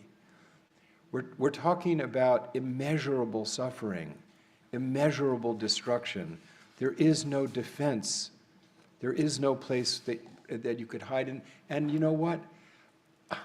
I was in Hiroshima for a gathering, and there was I met a man who runs a Buddhist temple now, and he was 8 years old when it happened, and he and some of his friends had gone into a tunnel in the morning of August 6, 1945, to play, you know, like kids do when they're 8, 9 years old, and they came out in the afternoon.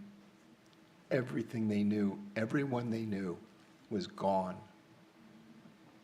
Gone. And he was just eaten by anger and resentment for many years. And he said when he was about 16, it hit him. He could just have this anger eat up the rest of his life, or cultivate compassion and forgiveness. And he decided to do that, and he's become a very noble person, and he set up a Buddhist temple to focus on the power of compassion and forgiveness. We all ought to ask for forgiveness, you know, to build these arsenals with our taxes, to threaten people all over the world. I don't believe that this venture with nuclear weapons is morally acceptable. The idea of putting future generations at risk like this. That's why the term abolition was used by Mikhail Gorbachev, the same term that we did with slavery. Slavery was immoral. It couldn't be made moral by improving the condition of slaves, by improving their diet, improving their education. The enterprise was immoral, and nuclear weapons were immoral. And Ronald Reagan understood that clearly. That's why he was willing to make the change that he made and helped end the Cold War. Maybe his politics were very right-wing and conservative, but at heart he was a reasonable human being who had an optimistic attitude. The only possible protection we have against nuclear weapons is getting rid of them. Thank you so much, Jonathan.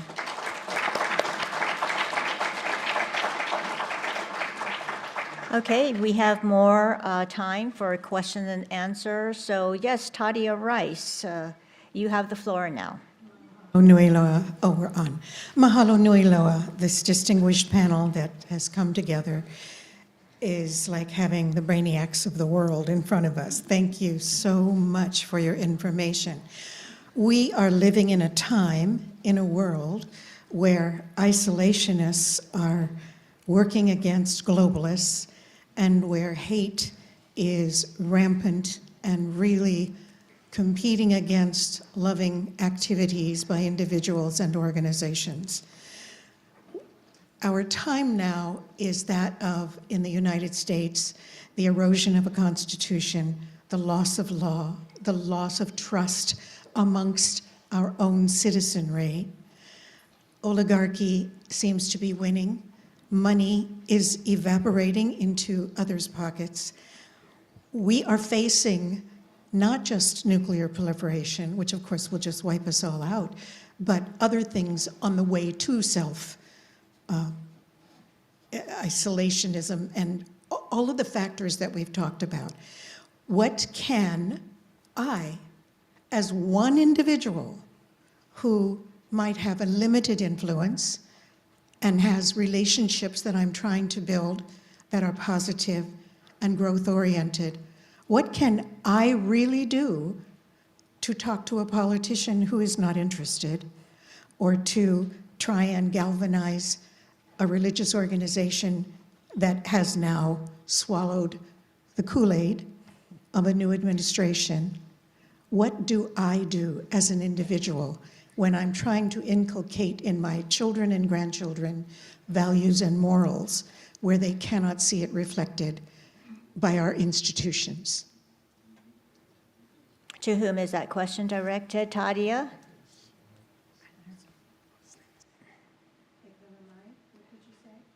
I'm sorry. To whom was your question directed? Ikalamai, I didn't hear what you said. Okay. To whom is your question directed? To all of you, or any one of you who would feel like you could answer that question. Okay, great. I'll direct your question to Rorry. Okay. Well, it's a big question. I'm very appreciative of it. I think that, to start with, you're doing all of the right things already. You've already mentioned them. You're reaching out to people in your community. You're trying to instill values and morals in the people who you love and who love you most. That is always where we have the biggest influence. I invite you all to consider that the type of problem that we're facing here, which again is really at the heart of it, fear of each other, is not a problem set that's just about politicians in the international world. It's really about all of us and who we are, and how we relate to each other. So I think you're on the right path, and I guess my what you can do, very specifically, is don't give up. Don't stray from the path because it feels hard. All of the problems that we are talking about today, we're talking about nuclear weapons and proliferation, but there are many ways that fear impacts our lives. And there's simply no end to this work, right? If it wasn't nuclear weapons, it might be something else that we are afraid of or that we're threatened by. And so I think that the challenge that we have, and all of us, and when we're talking to politicians, is not to give up in the face of the magnitude of the challenge. And so to the extent that you can continue to raise the issue, be dogged, be aggressive, and assertive without being, rude, I think that over time, the groups that are coming together, the communities of support for the type of world that we want to create, will indeed over time have impact and value. Oh, thank you so much. Yes, Jonathan, you wanted to say something, and then we'll go right into our conclusory comments. I don't know you, so it would be presumptuous of me to tell you what to do. But there are general principles here, and I'll just take two of them. Well, first of all, we heard from some political leaders here. Your senator and your governor, you don't need to lobby them. I think they need to be wind in their sails. And how you influence political characters is you organize. You don't mourn. You organize, and you come with groups of people with your policy suggestions and engage with them. So I think it's real important that when you have political leadership like this, to push them to take the next step, to tell them that, to let them know that your group is going to be behind them, and the next thing is educate people. The ideas that you've expressed, your concerns, spread them. Find ways of spreading them. And I want to just stop right now and thank Audrey Kitagawa for convening us today.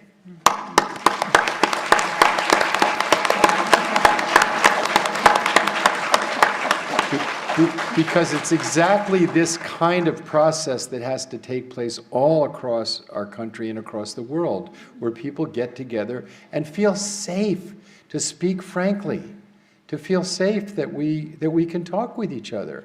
You know, that's, Rorry keeps coming back to fear versus a sense of confidence and safety. Are we the land of the free, the home of the brave, or not? Really, the song ends with a question. Oh, say, will this flag be standing? Will we prevail in this turbulent time and be brave and free? So I think deeply about this question, and I think deeply about how the circumstances of the moment affect me personally. And I've come to this conclusion. My spiritual state, my state of being, should not be contingent on political vicissitudes of the world. Because what makes me human, the values that come from within, don't come from the information of the world. Love comes from the light of the soul. Forgiveness never comes from what happens to you in the world. The world gives you lots of reasons to be pissed off.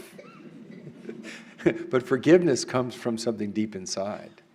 Compassion that you'll feel the suffering of others, does that come from the world? No, that comes from something deep in the heart, deep in the soul. So these things that are so important to us, they are not contingent on the political circumstances. They're contingent on something deep within us. So we've got to, all of us, dig deep and say, do I really believe in the love of power or the power of love? Jesus' message, the power of love. Do I really believe in the power of ideas? We hold these truths to be self-evident. That was an ought, not an is, when it was stated. It was a vision, and it's the vision of our country. It's the vision. When it was stated, it didn't include white men without property. It didn't include women at all. It didn't include people of color or indigenous people. But the seed was there. The seed of truth was there. So it's those perennial truths of the centrality of compassion the Buddha taught, the centrality of love that Jesus taught. These truths are what I think we have to cling to and organize ourselves around. And that's not new. That's always been there. We're not the first group of people to face turbulent times.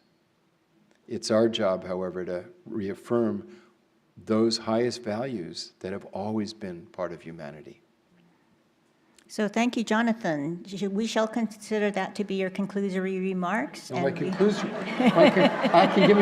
conclusory remark is what Albert Einstein and Bertrand Russell and Robert Oppenheimer, the three of them created the World Academy of Art and Science. They wrote a manifesto, and they said what's before you is death or flourishing, and it depends on this.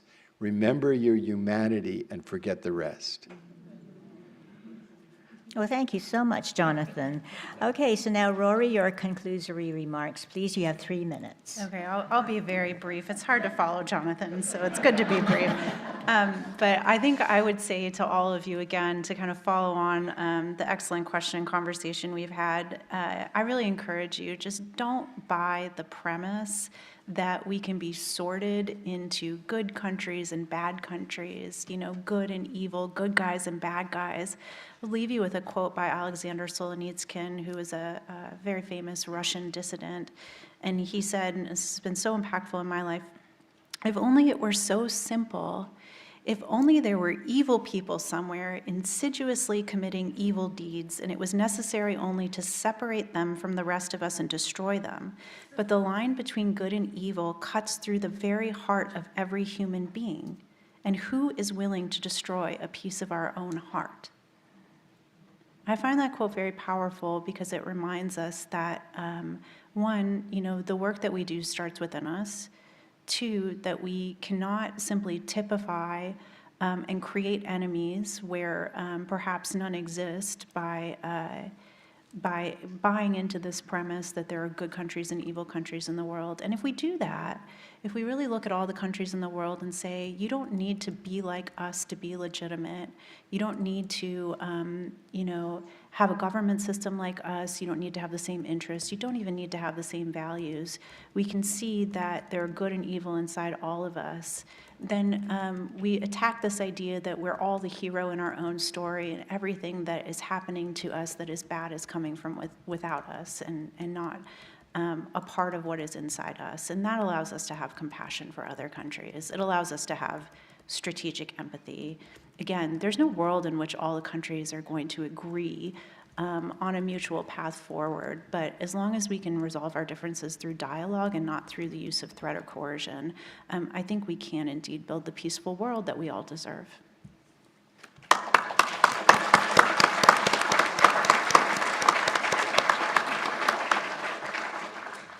Well, I really thank both of our speakers for their very informative, educational, and also very heartfelt messages to all of us. And, recently there was a publication from Toda Institute for Peace and Global Policy Research.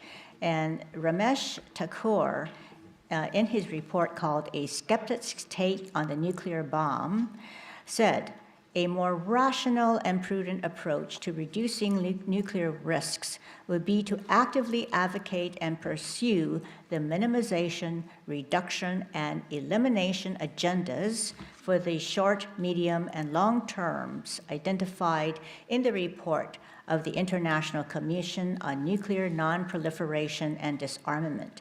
The claim that nuclear weapons could not proliferate if they did not exist is both an empirical and a logical truth.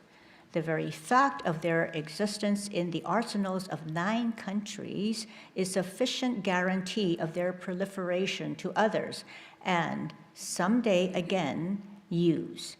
Conversely, the nuclear disarmament is a necessary condition of nuclear non-proliferation. So in the real world, therefore, the only choice is between nuclear abolition or cascading proliferation and guaranteed use, whether by design or accident. And I think we have covered the range in today's conversation about the possibilities that exist so long as nuclear weapons exist.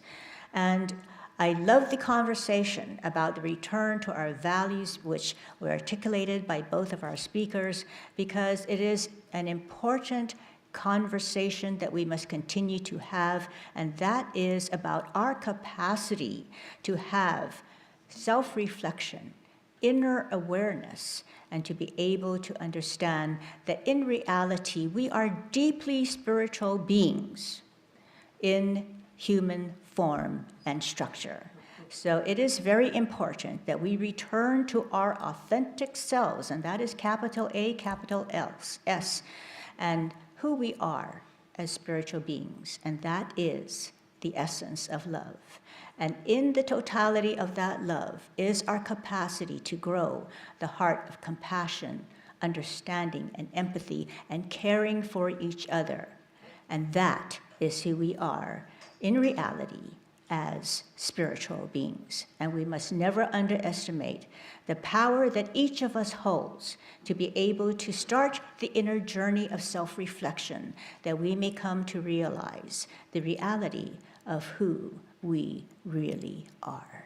So thank you so much, everyone, for taking your time from your very busy day to have this conversation with us, listen to this conversation, participate in this conversation, and by your very presence have expressed your interest and caring for all of us and each of us and for all of humanity. So thank you so very much, everyone.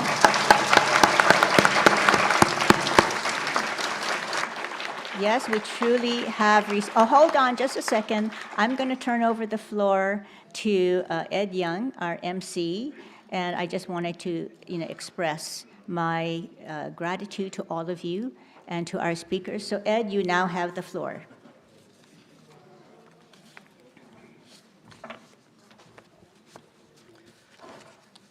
Thank you to our moderator, Audrey Kitagawa, to our speakers, Rorry Daniels and Jonathan Granoff, and to Senator Mazie Hirono. Can we give them a round?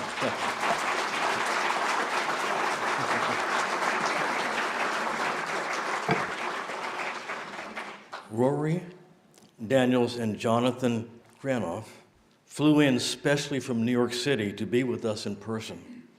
And we express our appreciation to them to take time from their busy schedules to share with us in person.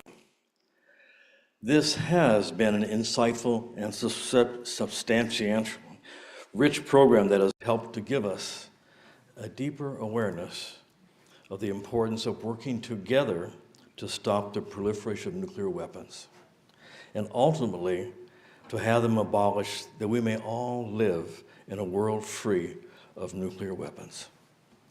We have 2 more programs that are commemorating this 80th anniversary. Please join us tomorrow, August the 9th, at the city's Mission Memorial Auditorium at 9:30 a.m., and on Sunday, August the 10th, at the Jodo Mission of Hawaii at 10 a.m. I'm looking forward to seeing all of you there. If you would like more information about the balance of the programs, please go to www.multiculturalcooperation.net events page. All of the registration materials are located there. Thank you so much, everyone, for joining us, and I bid you all aloha nui loa. Aloha. Thank you. Thank you. Thank you so much, everyone. Bye-bye.